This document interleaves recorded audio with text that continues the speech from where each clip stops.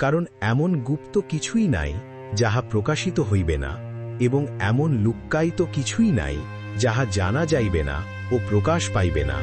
অতএব দেখিও তোমরা কিরূপে শোনো, কেননা যাহার আছে তাহাকে দেওয়া যাইবে, আর যাহার নাই তাহার বোধে যাহা আছে তাহাও তাহার নিকট হইতে লওয়া যাইবে। আর তাহার মাতা ও ভ্রাতৃগণ তাহার নিকটে আসিলেন, কিন্তু জনতা প্রযুক্ত তাহার সহিত সাক্ষাৎ করিতে পারিলেন না। পরে তাহাকে জানানো হইল, আপনার মাতা ও আপনার ভ্রাতারা আপনাকে দেখিবার বাসনায় বাহিরে দাঁড়াইয়া আছেন।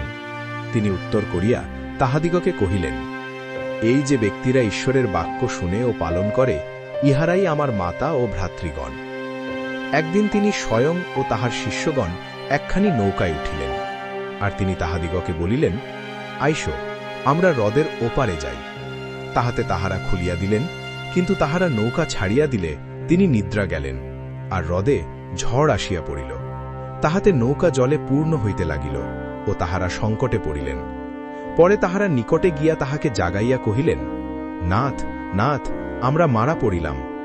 তখন তিনি জাগিয়া উঠিয়া বায়ুকে ও জলের তরঙ্গকে ধমক দিলেন, আর উভয়ই থামিয়া গেল, ও শান্তি হইল। পরে তিনি তাহাদিগকে কহিলেন, তোমাদের বিশ্বাস কোথায়? তখন তাহারা ভীত হইয়া আশ্চর্য জ্ঞান করিলেন। পরস্পর কহিলেন, ইনি তবে কে, যে বায়ুকেও জলকেও আজ্ঞা দেন, আর তাহারা ইহার আজ্ঞা মানে? পরে তাহারা গালিলের পরপারস্থ গেরাসেনীদের অঞ্চলে পৌঁছিলেন। আর তিনি স্থলে নামিলে ওই নগরের একটা ভূতগ্রস্ত লোক সম্মুখে উপস্থিত হইল। সে অনেক দিন হইতে কাপড় পরিত না ও গৃহে বাস করিত না, কিন্তু কবরে থাকিত।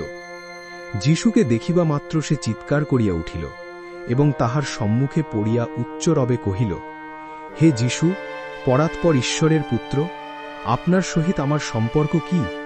আপনাকে বিনতি করি, আমাকে যাতনা দিবেন না। কারণ তিনি সেই অসুচি আত্মাকে লোকটি হইতে বাহির হইয়া যাইতে আজ্ঞা করিলেন। কেননা ওই আত্মা দীর্ঘকাল অবধি তাহাকে ধরিয়াছিল, আর শৃঙ্খল ও বেড়ি দ্বারা বদ্ধ হইয়া রক্ষিত হইলেও সে বন্ধন ছিঁড়িয়া ভূতের বশে নির্জন স্থানে চালিত হইত। যিশু তাহাকে জিজ্ঞাসা করিলেন, তোমার নাম কি? সে কহিল, বাহিনী, কেননা অনেক ভূত তাহার মধ্যে প্রবেশ করিয়াছিল।